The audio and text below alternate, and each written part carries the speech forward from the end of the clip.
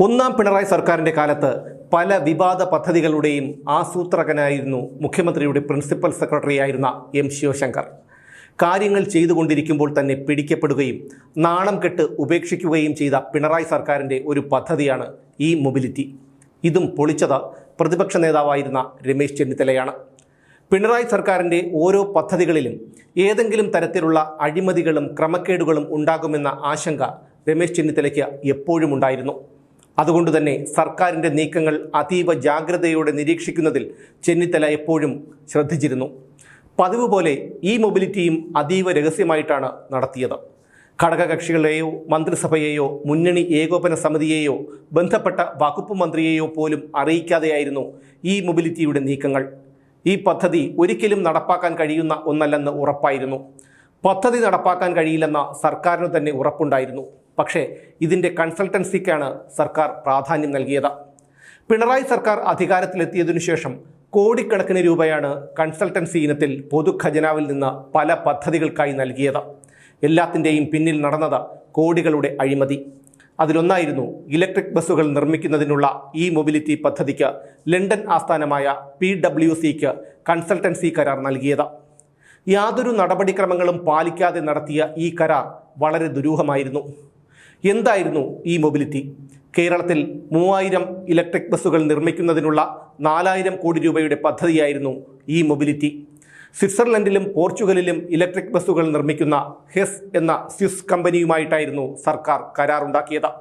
സംസ്ഥാന സർക്കാരിൻ്റെ ഉടമസ്ഥതയിലുള്ള പൊതുമേഖലാ സ്ഥാപനമായ കേരള ഓട്ടോമൊബൈൽസുമായി ചേർന്ന് ഈ പദ്ധതി നടപ്പാക്കുമെന്നായിരുന്നു സർക്കാരിൻ്റെ വാദം.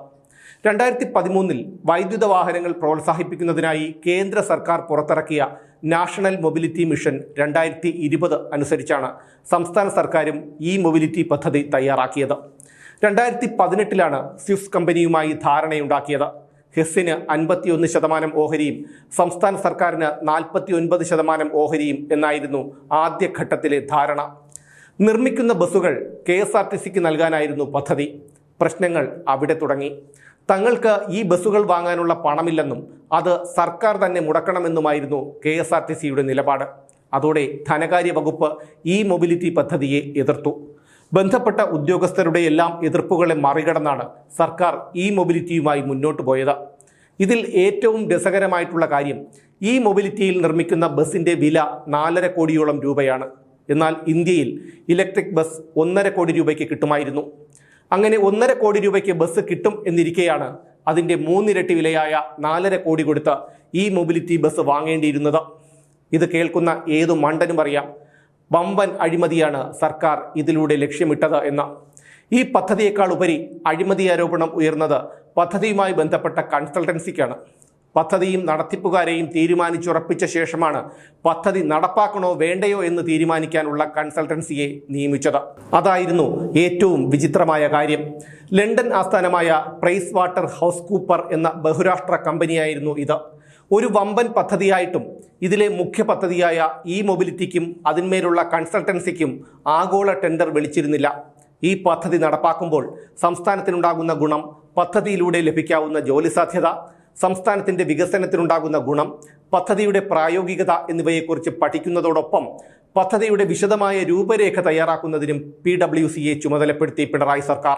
എന്നാൽ പിന്നീട് ഇത് വിവാദമായപ്പോൾ അന്നത്തെ ഗതാഗത മന്ത്രി AK ശശീന്ദ്രൻ പറഞ്ഞത് ഈ പദ്ധതിയെക്കുറിച്ച് തനിക്ക് ഓർമ്മയില്ലെന്നും മന്ത്രിസഭയിൽ ഈ പദ്ധതി ചർച്ചയ്ക്കായി എത്തിയിരുന്നില്ല എന്നുമാണ്. മുഖ്യ പദ്ധതിയുടെ നടത്തിപ്പുകാരായ ഹെസ്സിനെയും കൺസൾട്ടൻ്റായ PWCയെയും കണ്ടെത്തി തിരഞ്ഞെടുത്തത് എന്ത് മാനദണ്ഡത്തിൻ്റെ അടിസ്ഥാനത്തിലായിരുന്നു എന്ന പ്രധാന ചോദ്യം ഉയർത്തിയ രമേശ് ചെന്നിത്തല PWC ഇന്ത്യയിൽ വിലക്കുള്ള കമ്പനിയാണെന്ന വിവരവും പുറത്തുവിട്ടു. പല കൺസൾട്ടൻസി കരാറുമായും ബന്ധപ്പെട്ട് PWCക്ക് 9ഓളം കേസുകളുണ്ടെന്ന് കേന്ദ്ര സർക്കാർ പാർലമെന്റിൽ വ്യക്തമാക്കിയിട്ടുണ്ടായിരുന്നു. സത്യം കുംഭകോണം, യുണൈറ്റഡ് സ്പിരിറ്റ് സ്കാം, നോക്കിയയുടെ നികുതി വെട്ടിപ്പ് എന്നിവയിലൊക്കെ ആരോപണമുള്ള കമ്പനിയായിരുന്നു PWC. ഇതോടെ securities exchange board of India അന്വേഷണം നടത്തി 2018 മാർച്ച് 31 PWCയെ 2 വർഷത്തേക്ക് കരിമ്പട്ടികയിൽപ്പെടുത്തിയിരുന്നു. കേന്ദ്ര സർക്കാർ കരിമ്പട്ടികയിൽപ്പെടുത്തിയ ഒരു കമ്പനിയെ എന്തടിസ്ഥാനത്തിലാണ് കൺസൾട്ടൻസിയായി തിരഞ്ഞെടുത്തത് എന്ന് രമേശ് ചെന്നിത്തല ചോദിച്ചു. 20ാം ലോ കമ്മീഷൻ ചെയർമാനും ഡൽഹി ഹൈക്കോടതിയിലെ മുൻ ചീഫ് ജസ്റ്റിസുമായ ജസ്റ്റിസ് AP ഷായുടെ നേതൃത്വത്തിലുള്ള വിസിൽ ബ്ലോവേഴ്സ് ഫോറം 2017 PwCക്കെതിരെ നിരവധി ആരോപണങ്ങൾ ഉന്നയിക്കുകയും നിയമ നടപടികൾ നടത്തുകയും ചെയ്തിരുന്നു. ഈ കമ്പനിക്ക് കേരളം കരാർ നൽകുന്നത് ശ്രദ്ധയിൽപ്പെട്ടപ്പോൾ ഇനി ഈ കമ്പനിക്ക് കരാർ നൽകരുത് എന്നാവശ്യപ്പെട്ട് ജസ്റ്റിസ് AP ഷായും പ്രമുഖ അഭിഭാഷകനായ പ്രശാന്ത് ഭൂഷണും മുഖ്യമന്ത്രി പിണറായി വിജയന് കത്തയച്ചിരുന്നു. ഈ കത്തിൽ കമ്പനിയുടെ പല ക്രമക്കേടുകളും ചൂണ്ടിക്കാട്ടിയിരുന്നു. ഇതൊന്നും വകവയ്ക്കാതെയാണ് സംസ്ഥാന സർക്കാർ PwCക്ക് കരാർ നൽകിയത് എന്ന് രമേശ് ചെന്നിത്തല തുറന്നുകാട്ടി. ഒരു കമ്മ്യൂണിസ്റ്റ് മുഖ്യമന്ത്രി പിണറായി വിജയന് ഒരു സാമ്രാജ്യ രാജ്യത്തിലെ കമ്പനിയോട് എന്താണ് ഇത്ര താല്പര്യമെന്ന് ചെന്നിത്തല പരിഹസിച്ചു. എന്നാൽ പരിഹാസങ്ങൾ കേട്ടുകേട്ട് നാണമെന്ന വികാരത്തിൻ്റെ റിലേ പോയി കിടക്കുന്ന പിണറായി വിജയനെ സംബന്ധിച്ചിടത്തോളം ഈ ചോദ്യം ഒരു പ്രശ്നമേ അല്ലായിരുന്നു. കള്ളം പിടിക്കപ്പെടുമ്പോൾ പിണറായി വിജയൻ്റെ രീതി നമുക്കറിയാം. അദ്ദേഹം ആരോപണങ്ങളെല്ലാം നിഷേധിച്ചു. പ്രതിപക്ഷ നേതാവ് ഉത്തരവാദിത്തപ്പെട്ട പദവിയിലാണ് ഇരിക്കുന്നത്. അത് മനസ്സിലാക്കാൻ അദ്ദേഹം തയ്യാറാകണം എന്നായിരുന്നു പിണറായിയുടെ പരിഹാസം. ആ പരിഹാസത്തിന് ചെന്നിത്തലയുടെ മറുപടി ഇങ്ങനെയായിരുന്നു: മുഖ്യമന്ത്രിയോട് പൂർണ്ണമായും യോജിക്കുന്നു. പ്രതിപക്ഷ നേതാവിൻ്റെ ഉന്നതമായ ഉത്തരവാദിത്തം എനിക്ക് നിറവേറ്റാനുണ്ട്. അതുകൊണ്ടാണ് കേരളത്തെ കൊള്ളയടിക്കുന്നതും അന്താരാഷ്ട്ര കുത്തകകൾക്ക് വിറ്റുതുലയ്ക്കുന്നതും എനിക്ക് തടയേണ്ടി വരുന്നത്. കേരളത്തെ കൊള്ളയടിക്കാൻ ആരെങ്കിലും വന്നാൽ അത് തടയുകയാണ് മുഖ്യമന്ത്രി ചെയ്യേണ്ടത്, അല്ലാതെ കൊള്ളക്കാർക്ക് വാതിൽ തുറന്നു കൊടുക്കുകയല്ല വേണ്ടത്. എന്നാൽ പിണറായി വിജയൻ്റെ വാദം വിചിത്രമായിരുന്നു.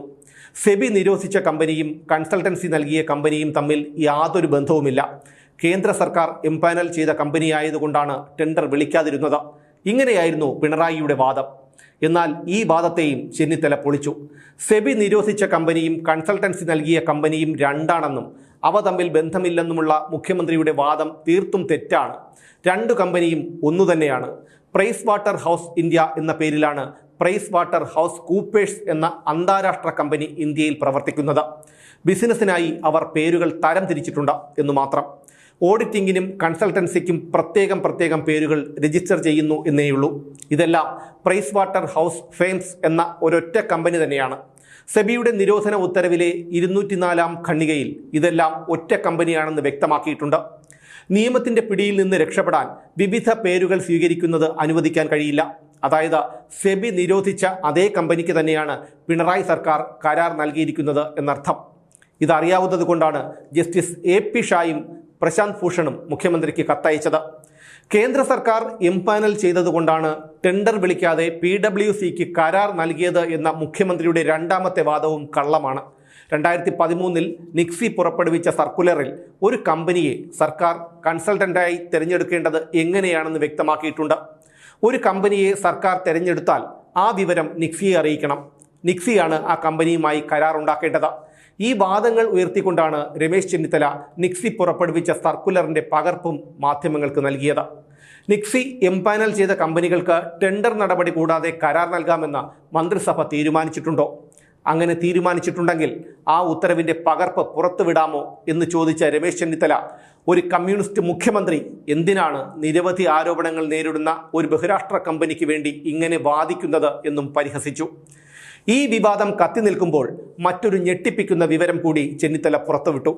PwCക്ക് സെക്രട്ടേറിയറ്റിൽ ഒരു ഓഫീസ് തുറക്കാൻ സർക്കാർ അനുമതി നൽകുന്നു. അതിൻ്റെ ഫയൽ അന്തിമഘട്ടത്തിലാണ്. മന്ത്രി ഒപ്പിടുന്ന നടപടിക്രമം മാത്രമേ ബാക്കിയുള്ളൂ. പ്രതിപക്ഷ നേതാവായ രമേശ് ചെന്നിത്തല ഇക്കാര്യം പത്രസമ്മേളനത്തിൽ പറഞ്ഞപ്പോൾ മാധ്യമപ്രവർത്തകർക്കും അത് വിശ്വസിക്കാൻ കഴിഞ്ഞില്ല. വിവരം പുറത്തു വന്നതോടെ സർക്കാർ ഇക്കാര്യം നിഷേധിച്ചു. അതോടെ രമേശ് ചെന്നിത്തല കൂടുതൽ തെളിവുകൾ പുറത്തുവിട്ടു. സർക്കാരിന് മറുപടിയില്ലാതായി. 2018 സർക്കാർ നടപ്പാക്കാൻ പോകുന്ന മെഗാ പ്രൊജക്റ്റുകൾ കാര്യക്ഷമമായും വേഗത്തിലും സമയബന്ധിതമായും കൈകാര്യം ചെയ്യുന്നതിന് സെക്രട്ടേറിയറ്റിലെ ഉദ്യോഗസ്ഥർക്ക് കഴിയില്ലെന്ന ന്യായം പറഞ്ഞ് ഇത് സംബന്ധിച്ച ഫയൽ രൂപപ്പെടുന്നത്. അതുകൊണ്ട് PwCക്ക് ഒരു ഓഫീസ് സെക്രട്ടേറിയറ്റിൽ ആവശ്യമാണെന്നും ഇത് സംബന്ധിച്ച ഗതാഗത സെക്രട്ടറിയുടെ കുറിപ്പിന് ധനകാര്യ വകുപ്പ് അംഗീകാരം നൽകിയിട്ടുണ്ടെന്നും ഇനി മന്ത്രി ഒപ്പിട്ടാൽ മാത്രം മതിയെന്നും ചെന്നിത്തല വിശദീകരിച്ചു. ഈ ഓഫീസിൽ ഉണ്ടായിരിക്കുന്നത് project manager, functional consultant, technology consultant, policy consultant എന്നിങ്ങനെ 4 ഉദ്യോഗസ്ഥരായിരിക്കും.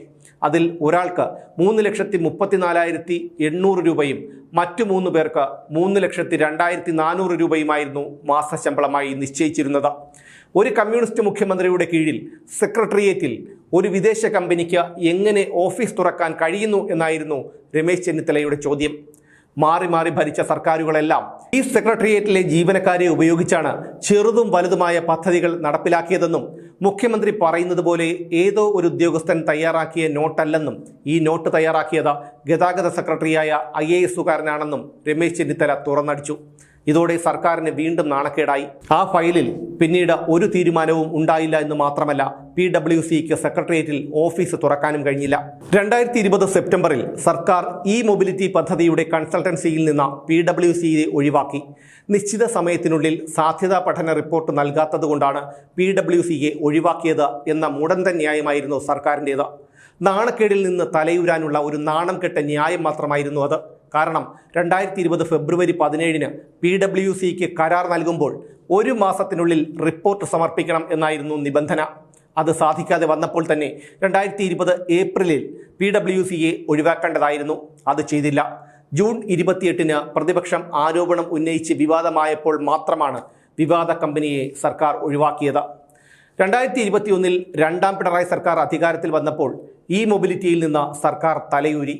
കേരള ഓട്ടോമൊബൈൽസ് ലിമിറ്റഡിൻ്റെയും KSRTCയുടെയും യോഗത്തിൽ വെച്ചാണ് ഈ പിന്മാറ്റ തീരുമാനം മുഖ്യമന്ത്രി അറിയിച്ചത്. പദ്ധതിയുടെ അപ്രായോഗികത കണക്കിലെടുത്ത ഈ മൊബിലിറ്റി പദ്ധതിയിൽ നിന്ന് പിന്മാറുന്നു എന്നായിരുന്നു ന്യായീകരണം. അപ്രായോഗികതയെന്ന ഒടുവിൽ സർക്കാർ സമ്മതിച്ച അതേ കാരണം തന്നെയാണ് തുടക്കത്തിൽ പ്രതിപക്ഷ നേതാവ് രമേശ് ചെന്നിത്തലയും ചൂണ്ടിക്കാണിച്ചത്. ചെന്നിത്തലയുടെ വാദം ശരിയായിരുന്നു എന്ന ഒടുവിൽ പിണറായി വിജയന് സമ്മതിക്കേണ്ടി വന്നു. ഇതോടെ കോടികൾ കീശയിലാക്കാമെന്ന ചിലരുടെ മോഹം കരിയുകയും ചെയ്തു.